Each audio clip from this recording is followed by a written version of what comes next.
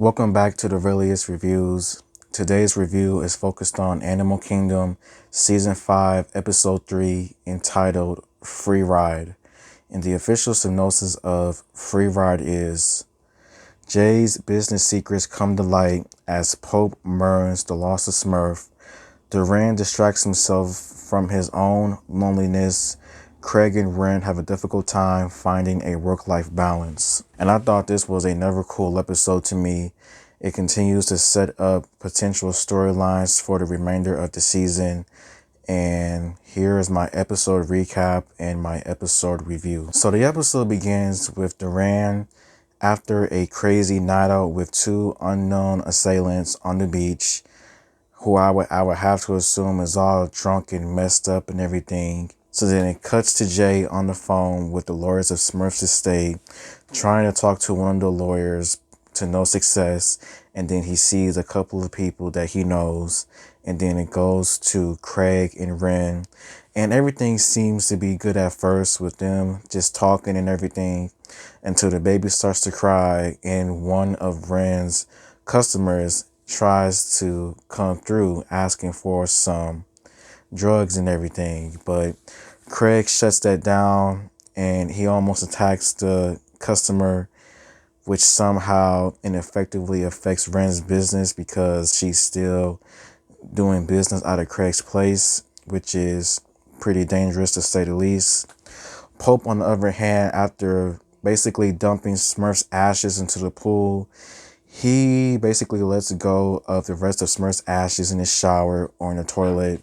And it's weird to say the least. It's a weird scene because of just what he's doing. But that's just Pope for you. Like, he's always been a weirdo, but crazy at the same time. So then we get a flashback scene of a young Pope and Julia with Smurf and Pam at Pam's place, where Smurf is about to go to a new job that she may have lined up. And basically Pam says that if Smurf gets locked up, she's calling family services, and it is what it is because she is not taking care of nobody's kids. And we see that Smurf meets up with some of her old partners that she used to rob businesses with from the last season. At first, the two are hesitant to not rob the place because it's been so long since Smurf has joined them and everything. But long story short, they all agree to do the job with Smurf together. It's a quick smash and grab. So then meanwhile, the boys are setting things up for the cargo plane job with trying to find whatever is in that plane that Pete has mentioned.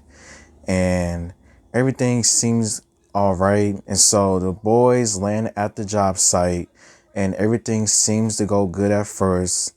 They do have a few hiccups with a couple of people trying to shoot at them. And once they find a cargo plane, they see a guy who's been put on a t-shirt and find suitcases of just different things such as drugs. And the boys do a crazy BMX escape, trying to escape from drug cartel members that's trying to put them on shirts for basically stealing their property and everything. Pope is able to get rid of one of them easily, but the other one is still on the boys' trail. And after a crazy leap of faith with the BMX bikes, they all make it to safety and they make it back with Pope and everything else. So then Smurf and her gang decide to break into the house, and the robbery seems to go good at first, but then long story short, the freaking maid is at the house still cleaning and everything, and Smurf somehow gets away with it by pretending to be a person living there at the house, and she and everybody else get the hell out of Dodge with the stolen merchandise that they make. And that is a crazy robbery on its own. So then back at the house, Renn is still having suspicions about Jay. And that is until freaking Pope decides to sell out Jay by basically exposing all of the different businesses that Jay has had, such as the bowling place, the laundromat, the apartment complex. And all of the boys are pissed off at Jay because of them. he stole their money. But like Jay said, he stole Smurf's money. But that's not how Craig and Duran sees it. So then we get another flashback scene of just Smurf and Pam having a huge argument after the job that Smurf does is one of Pam's well-known people. And so long story short, Pam kicks all of them out because she's trying to do something positive with her life. Like Smurf says, she could give less than 2 F's about what Pam is trying to do. So they all get kicked out. And then meanwhile, Pope and Jay are talking about Pope's sister and Jay's mother and her death. And then Pope, he just has a certain look on his face to me where he is suspecting something but doesn't say it. And what I am suspecting that Pope is probably thinking is Jay killed his mother on purpose, because that's what it looked like he wanted to say, but he doesn't say it. So then Duran, he goes back to his job at the bar, and the 2 Beach Boys from the beginning of the episode come back and reappear. And the 3 have a jail party segment where they're doing the things that they want to do. I'm not going to go into detail as in what. And then long story short, after having a jail party, Duran decides to kick both of them out and just be in sorrow of his own. So then Smurf, in the flashback scene, she meets up with one of the robbery partners, Jake, and she decides to go to Oceanside, California to start a new life. And then we see Jay, he's talking to Pete about the cargo plane job, and it seems that the 2 ends on a pretty good note. And then Jay sees one old friend that he knew a while back, Natalie, and we get a small update of what happened to Nicky after we last saw her.